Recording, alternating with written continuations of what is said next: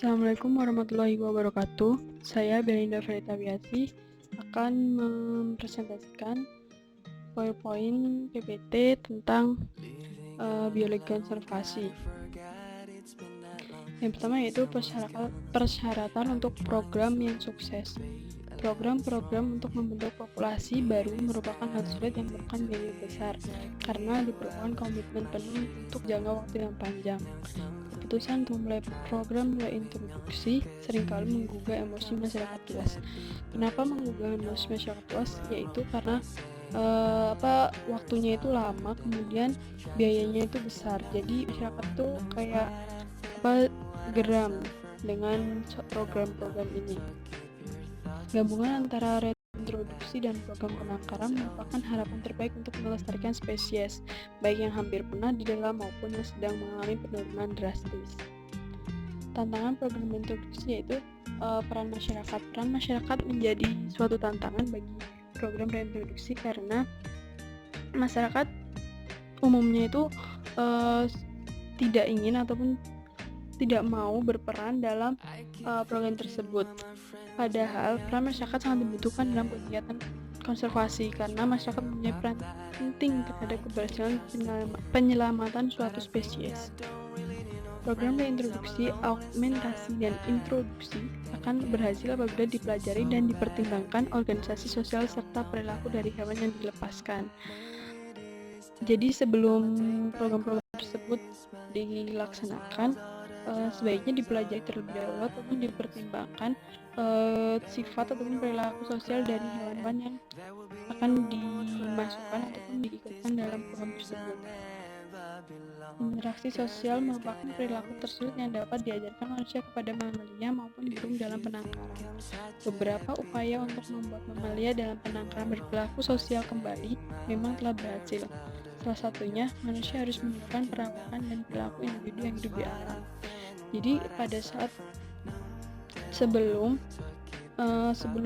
hewan tersebut dilepaskan ke alam liar, maka harus dipahami terlebih dahulu bagaimana interaksi sosial individu-individu tersebut, sehingga ketika individu tersebut akan dilepaskan ke alam liar, mereka dapat beradaptasi dengan baik. Kemudian perawakan usaha-usaha yang diperlukan yaitu manusia menirukan perawakan dan perilaku individu yang hidup di alam. Individu yang berasal dari alam telah digunakan sebagai pelatih. Tujuannya adalah pembentukan kelompok sosial yang tetap dipertahankan sewaktu mereka dilepaskan ke alam. Jadi individu-individu yang berasal dari alam nantinya akan jadi pelatih buat mereka di suatu alam tersebut ataupun suatu penangkaran, yang kemudian nantinya mereka yang hewan-hewan penangkaran yang akan dilepaskan ke alam tidak kaget dan mudah beradaptasi. Dia sudah terbiasa dengan individu, dengan pelatih-pelatih yang berasal dari alam tersebut. Jadi kemudian ketika dia sudah masuk ke dalam alam, dia akan mudah dalam beradaptasi dan dengan lingkungan alam tersebut. Pelepasan suatu satwa itu ada self-release, yaitu pelepasan secara bertahap atau didampingi manusia. Jadi hal tersebut akan dilepaskan namun tidak langsung dilepaskan terus sudah dipindahkan, jadi tidak. Setelah tersebut mungkin akan dipantau, diberi makan dan tempat tinggal sebelum mereka mandiri. Jadi untuk self-release ini pelepasan secara bertahap. Jadi ketika dilepaskan maka ada manusia yang akan memantau, memberinya makan dan tempat tinggal sebelum mereka mandiri. Jadi perlu waktu untuk menunggu sampai mereka mandiri terlebih dahulu. Kemudian ada herd release, suatu kelompok sosial yang dilepas secara tiba-tiba dari kandangnya. Pelepasan ini nantinya akan membuat resikonya itu lebih besar, yaitu mereka dapat menyebar terlalu cepat dan tanpa tujuan sehingga menggagalkan upaya pemulihan. Jadi ketika kelompok tersebut kita lepaskan secara tiba-tiba ke alam gitu, langsung setelah kita tinggal pergi itu, mereka di situ mereka akan tidak tahu tujuan mereka, jadi tanpa tujuan dan penyebarannya tuh langsung cepat gitu, langsung menyebar sehingga kita sulit dalam mengendalikan ataupun memantau mereka. Jadi itu mungkin akan menggagalkan upaya pemulihan yang kita lakukan. Kemudian membentuk populasi baru tumbuhan. Upaya membentuk populasi baru dari spesies langka dan ragam memiliki perbedaan yang mendasar. Perbedaan antara manajemen spesies tumbuhan dan spesies terdata. Tumbuhan tidak dapat berpindah secara aktif ke lokasi baru. Penyebaran umum dilakukan melalui biji dan hewan maupun air. Jadi ketika perbedaan antara manajemen spesies tumbuhan dan spesies terdata itu terletak pada tumbuhan, yaitu jika tumbuhan itu dia tidak bisa berpindah-pindah secara aktif, sedangkan hewan itu dapat berpindah secara aktif gitu kan. Kalau tumbuhan itu penyebarannya kan dibantu oleh angin, hewan maupun air. Ketika dia udah tumbuh, satu udah berdiri, dia tidak akan berpindah. Namun jika hewan itu pasti berpindah. Itu yang akan membentuk populasi baru tumbuhan gitu. Jadi pada upaya pembentukan populasi baru dari spesies langka dan rancangan memiliki perbedaan mendasar. Pelakuan yang sering digunakan untuk mengolah habitat adalah pembakaran, memindahkan vegetasi pesaing, menggali tanah, mengeluarkan herbivore untuk mendukung pembentukan populasi yang baru.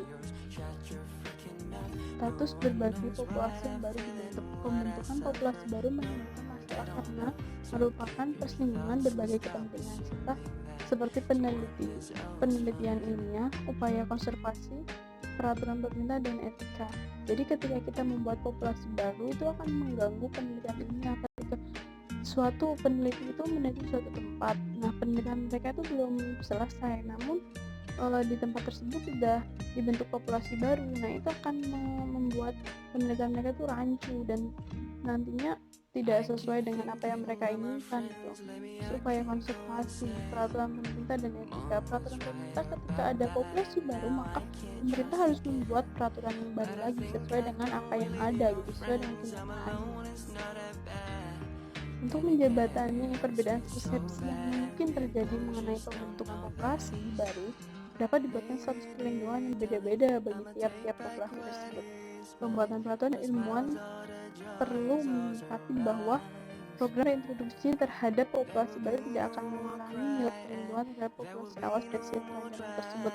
Nah, hal ini yang nantinya akan membuat pembuat peraturan itu sebagai pemerintah dan ilmuwan sebagai peneliti itu nantinya akan susah dalam menyesuaikan diri dengan program yang baru ataupun dengan populasi baru, sehingga mereka harus membuat sesuatu yang baru lagi.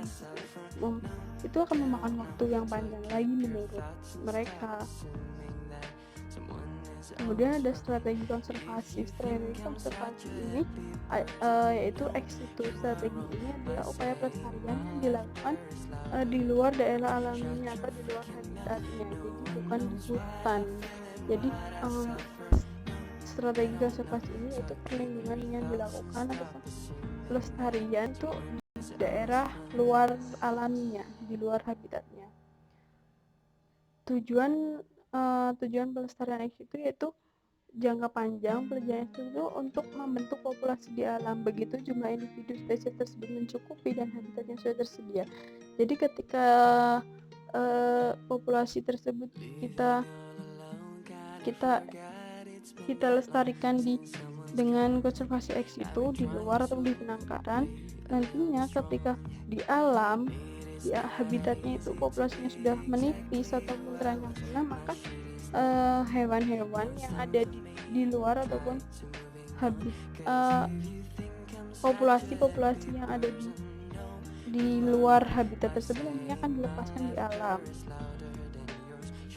Contoh-contoh pelestarian ex situ ada kebun binatang, peternakan satwa buru, akuarium, dan kebun raya. Kelemahan konservasi ex situ yaitu biayanya yang besar. Program ex situ hanya melindungi satu spesies, sedangkan ex situ melindungi seluruh spesies. Kebun binatang. Tujuan pengelolaan kebun binatang adalah menampung dan menangkarkan populasi satwa langka maupun terancam punah untuk jangka waktu yang panjang. Fokus utama kebun binatang adalah vertebrata besar seperti mamalia. Upaya konservasi ex situ juga mulai dikembangkan untuk menyelamatkan spesies avertebrata yang ada seperti kupu-kupu, kumbang, laba-laba, dan molus.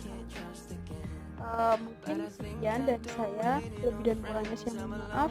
Wassalamualaikum warahmatullahi wabarakatuh.